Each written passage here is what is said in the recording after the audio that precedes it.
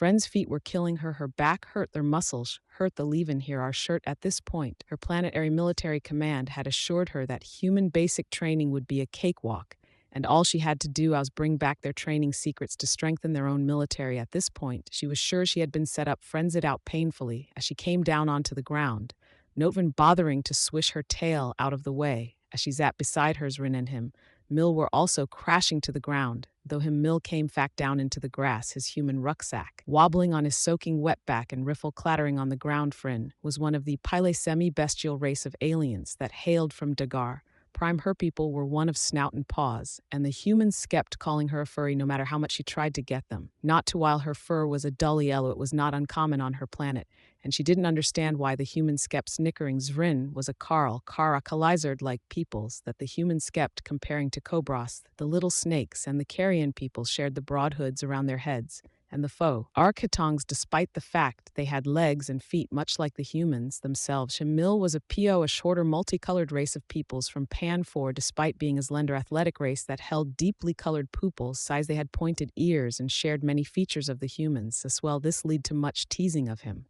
from the other human recruits. Depending on the day, he whether referred to Private Frauda Honey Thorn, my Dreiser Private on the shelf, whatever that meant.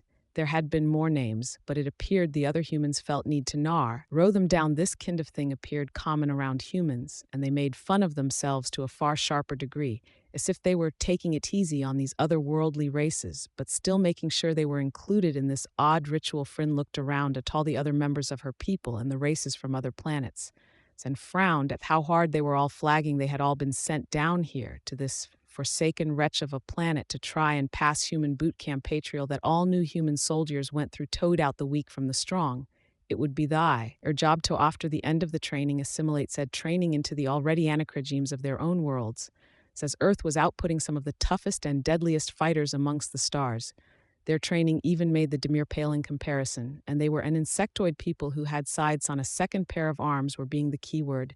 The humans swiped out every hive they could find, and many were steadfast in the belief that the Demir were extinct. All right, my little star blossoms. Their human trainer called out. His brown campaign had not even sweaty. I'll give you 10 minutes, then we get back on our rock. You have to be in tip-top shape in order to pass mustery. You know, Fryn bared her teeth at the human in a quiet pain snarl, as did many of her fellow Yapelt. These were called drill surgeons, a particularly psychotic and sadistic flavor of human that always made him shudder with fear. They wore plain olive drab uniforms and a brown hat called a campaign hat, and it sported a bright brass emblem, and it marked their status. They seemed to never break, never tire, and were some of the meanest bastards she had ever met in her life. Event the Carl bed and shrank away from their visage.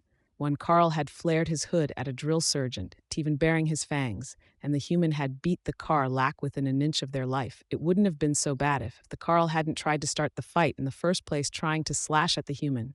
But the statement was received loud and clear. Human drill sergeants were not to be trifled with. Humans in general were an extremal, tough and drugged people being called iron children by some of the other planets. While others had far more rare names for them, the Demir were recorded to call the human Saramil Matna red-blooded wraiths in their own tongue, remarking on the humans' tendency to engage in melee willingly and rip the limbs from Demir fighters. That was wire. In to spit the facts, she wanted to howl, latch onto the human's throat with her teeth, looked away from the human. As she stalked down the road, looking over the human recruits who stood by patiently letting their off-world fee. Louse, rest in the grass, let me see your feet. Recruit, came a voice over Friend's shoulder, and here are spin back with fear. It was Drill Sergeant Marshall, a female human that was far more vicious than her male counterparts. A male human recruit had cattled her one morning after PT, and she had simpered at them, even making a flirty motion towards the man as she got close to him. Fryn had thought it was some kind of odd mating ritual, watching as she was chugging water and what she did to that human. Well, the medic said they could grow them back, and they had been put on ice rather quai. Secretly it wasted the screams that still haunted her more than the sight of those two bloody ragged chunks of me. I said, show me your feet, Recruit Drill Sergeant Marshall said again, and Fryn obeyed, taking off her modified boots and pulling the cushions off of her pod feet. Drill Sergeant Marshall came around to Ingerton get Fryn as she knelt down and took the foot in her hand. Your feet Are too damn soft, same with the other, your. I'm sure they'll toughen up after a few more weeks of rucking. Recruit Drill Sergeant Marshall looked into Friend's pink eyes with those icy bull. Ewan Escher's short-cut blonde hair framing her face like the cheeks of a helmet. She seemed so small and pretty. Despite what Friend had seen her to most human females were pretty, but there was a barely restrained savagery in those eyes. And it scared her. Friend wondered if she would tear off her foot. If she was rude, so she instead dipped her head, keeping her voice low and turning her head to expose her necky as drill sergeant. When the human was safely away, Friend bent their leg to get a good look at their foot. It was raw and blistered, and she could see a few spots that were bleeding into her socks. She had always been proud of how tough her feet were, but it appeared the highly advanced footwear. Back on her planet were a crutch compared to a modified combat boot, were they designed to cause pain. I don't want to be here anymore, Emil muttered into the grass, still laying face down on the ground with his legs split out behind him. My feet hurt, my body hurts, everything hurts. Zet. Rin has set out in agreement, chugging water as fast as his mouth would allow before coughing, a little wiping at this chin with his sleeve. It's amazing they can keep up this pace. They don't even look tired. We're in 3 miles this morning for PT Frere inside out, putting her sock back on as he what? Chedril Sergeant Marshall trudged off to harass the other off-world recruits. Then we had chow, and now we're out, rucking like cavemen. Him thumped his head against the grass. A few times his rucksack wobbling on his back. I don't want to eat out. They would make use of those nasty rations. Souther again, Srin said with a frown. He enjoyed the chow hall and the food the humans made, but their combat rations left lot to be desired. Frin hung her head backwards. Her long furry ears sprang out along her rucksack. Oh mother, the combat rations did, you know, the one I had yesterday. A was made in 2071-271.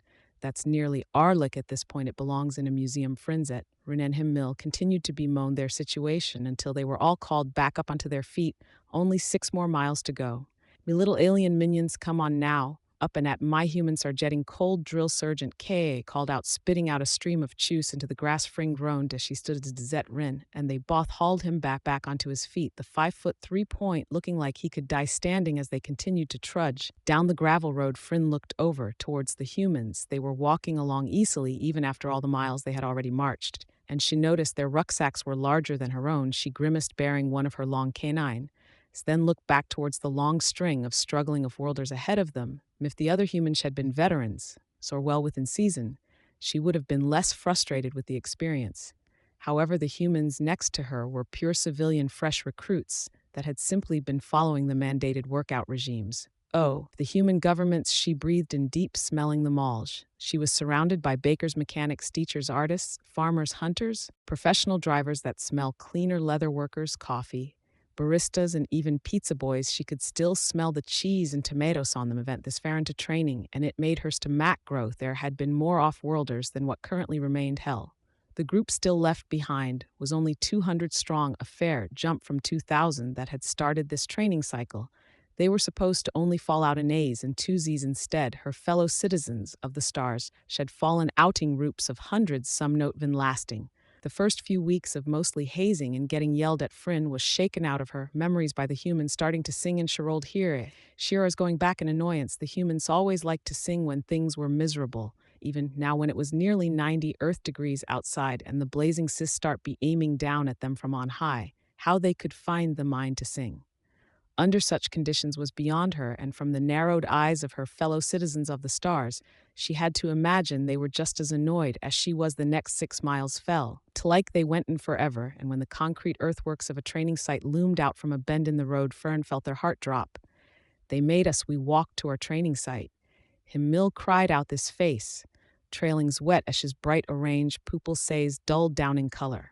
We're supposed to train after all this damned walking drills, Sergeant Killjoy chuckled from behind, Himmel clapping him on the shoulder. How we're supposed to toughen up a fresh recruit if we drove everywhere. You have armored personnel carriers, rotor would transport a aircraft. I've even seen you humans fall from the sky with great blankets of nylon. Yet we walked all the way here. Why, Mill cried out, bending over to rest the hands on his knees and sucking in breath. Drill Sergeant Marshall strode up beside Fernan. She saw the human was walking backwards, while addressing both the humans, the citizens of the star. Sits range A recruits, this will be your first rifle and pistol, Qual, and we're starting out with riffles. Frinket her eyes to the weapon that hung on her shoulder. It was an odd little mishmash of plastic, metal, carbon fiber, and electronics. On her own world, they used pulse rifles that fired hot shots of plasma powered by a macro reactor. Thought the range was limited.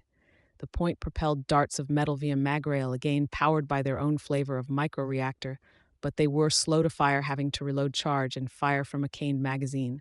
The Carlike didn't even bother with guns, instead focusing on their armor and shield projectors that kept them safe from flying metal, darts, balls of plasma, and anything else anyone could throw at them. This allowed them to get enclosed using their radiating plasma blades and jag-axes to cut their enemy apart, despite that we failed under the assault of the Dameral, but the human humans who still use a propel-lenting cone of metal to destroy their enemies. Their weapons fired faster, went further, and split through armor and shields like butter.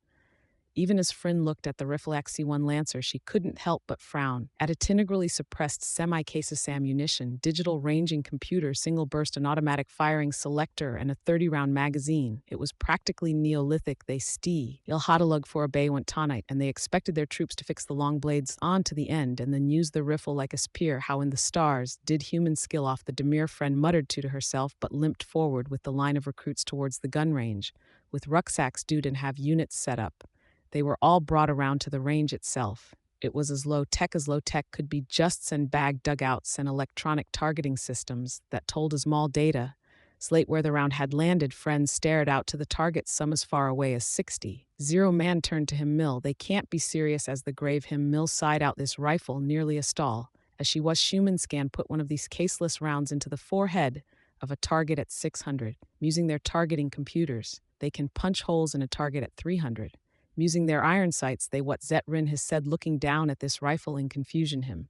Mill flipped the Carlex rifle around, pointing to a small steel stud at their air of the weapon, and a similarly shaped white stud at the end of the barrel. These we have to qualify with the compute. Rinthi said today, they can't be serious. Frink cried out, looking down at the two iron sights with a face of horror. They expect us to use just these two little pieces of steel to hit a target. It's bad. No, we can't use the helmet reticles yet, and have to look through this stupid little box. Fryn gestured at the targeting computer optical sight on top of the rifle, but him. Mill just shrugged his shoulders. First squad, you're up first, Drill Sergeant Killjoy called out, and a line of humans mounted the firing positions, falling into line cleanly and neatly. They're trained in their schools, you know him, Mill said absent-mindedly, resting the buttstock of his rifle on the ground and wiggling a pinky finger in his tall ear. From the age of 10 to the age of 18, they train with even older rifles in their schools. It's a requirement to graduate. Frank licked her tongue. Barbaric. What business do children have with training for war? According to the humans, it said they won't be children forever. Mentality.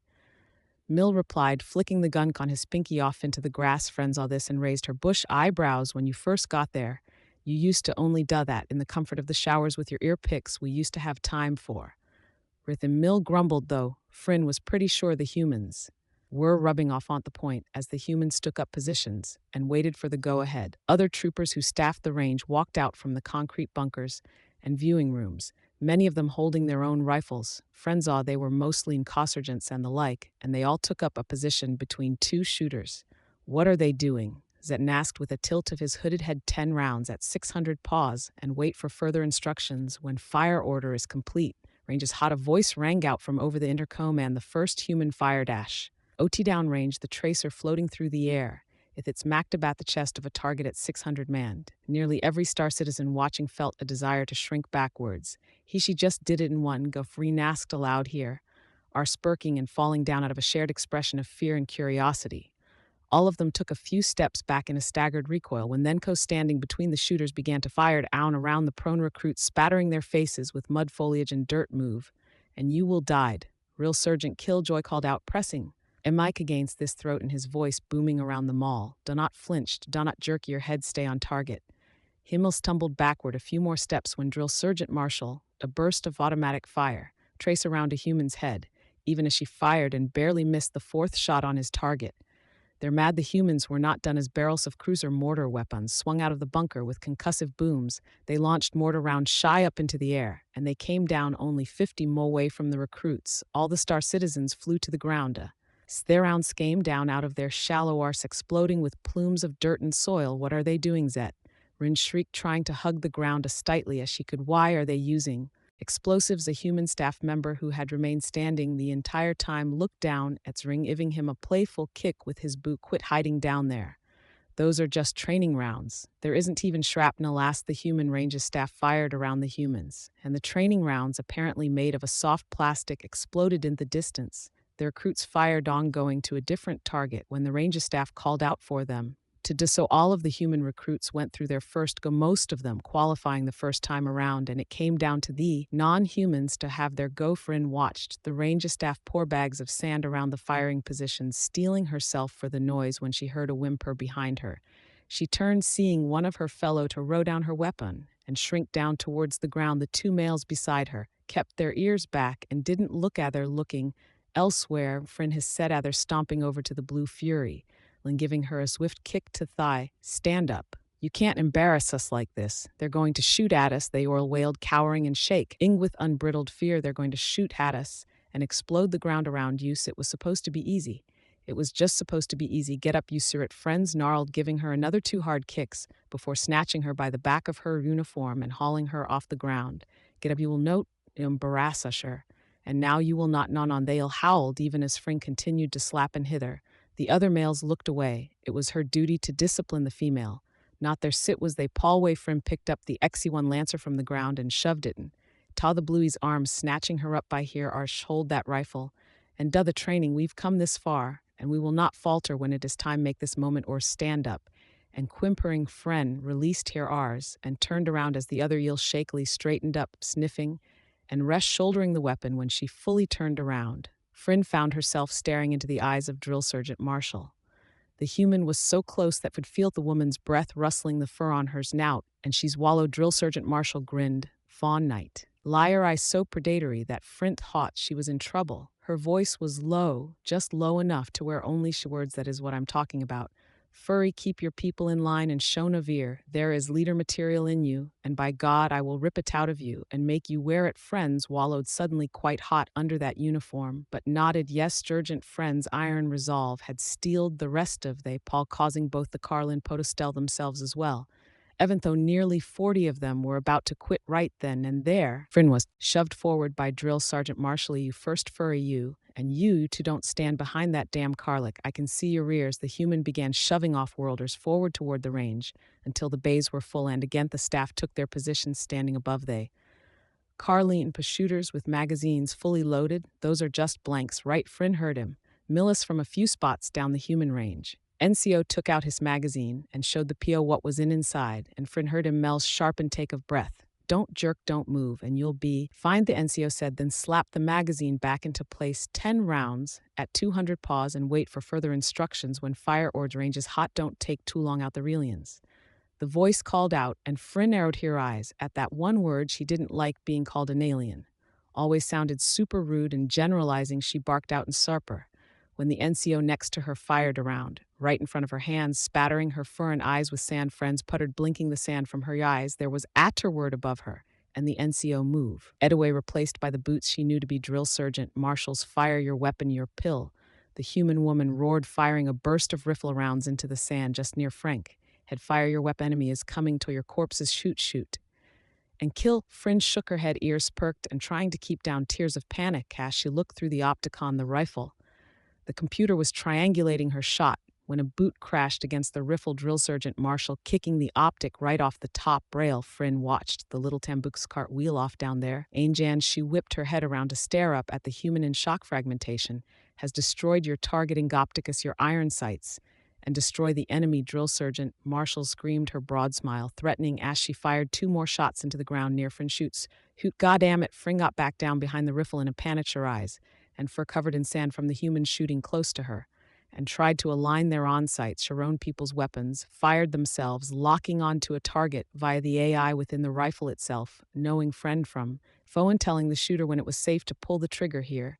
Here it was just the roan finger here. Eyes are a circle sight, and a post she had to somehow align. Friends quinted here yai with the other one closed, then squeezed the trigger. The rifle punched her in the shoulder like a hammer, and she winced, the rifle ejecting the half casing into the air with airing of steel. Ace it cycled and placed another into the breech. Drill Sergeant Marshall, holding her rifle in one arm and looking other data slate in the other, fired 2 rounds into the ground near Friend without looking, scaring they were all half to death when she saw the human note. even paying attention dead center of target. Drill Sergeant Marshall called out, kicking Fryn in the shoulder again. Private Fryn shook her head, clearing some of the sand from her face, and got back down behind their on-sights, the sights wavering due to her shaking hands as she fired again. She then fired 2 more times, shopping to get past the step. The ground shook as the mortars came down, filling the target field with smoke and plumes of dirt. 1 on target, 2 of poor show, being Private Fryn. Drill Sergeant Marshall called out with a laugh, and she turned, firing 2 shorts into the ground near the PO beside her, before turning back. Keep shooting. By the time Fryn had completed all the fire commands shouted from the speakers and was rotated off the range, she was covered in sand, dirt, and shaking from head to tail. She felt exhausted event, though it only lasted a few minutes, and found Zareen and him mill in the same state, the standing near each other and breathing heavily. That was intense. Rin his set out shakily, cradling his rifle to his chest. But I did tall hits him. Mill wiped at his forehead with his palm, his hand coming away slick with sweat. I was doing well until that sadistic sergeant started kicking my leg. She kept saying I had it too easy and waist too accurate. How did you far fringe? She kicked my optic off, said Leslie, brushing ather fur with halting movements as she stared wide-eyed toward the ground. And I had to use their ons. Frin turned her head and saw the female left from before was vomiting into the grass, her face covered in just as much sand and dirt, and her pants were wet in a place that to Fren really wished they wouldn't have been at this point. However, she could not blame the other. Ye pell if anyone twitched their head at the wrong time, they would have been dead. All right, my little stargazers, Drill Sergeant Killjoy called out, scrolling down the data slate. Had pulled off of his uniform belt. Looks like most of you passed this phase, but don't worry, there are more to come for you to prove yourselves more. The other Yield cried out giving his soft burr pass. She tried to wipe away from her chin overhead. Fire range conditions are ineffectual. Range staff avoids D. Anding on the range and keep all crew-served weapon barrels facing at the 12. The booming voices set over the speakers, and the barrels of large cruiser machine gun spitted themselves out of the concrete bunker, their barrels pointing skyward, while the human recruits fished their hearing protection out of their rucksacks. The citizens of the stars looked on in horror. We have to do it again, Frin asked quietly, watching the most forward human recruits start walking as they were routed onto the range. Again, Drill Sergeant Killjoy said with the chuffle off, Private, we have 7 passes on this range under different conditions. Why else do you think we store ammunition out there? Don't worry though, we have chow trucks coming out to make sure you guys get some nice hot food. Zet Rin brightened up at this news. Chow trucks? What kind of chow are we jetting? Shell. Drill Sergeant Kill Joy said absent-mindedly, but looked up with the grin. Asked the blue fury. Orel gave an audible gurgle. Another splash of vomit hit the grass, and from closed her eyes, a single angry tear flowed on her furred cheek. Humans were definitely made from tougher stuff than the rest of them, and this was going to be every long night.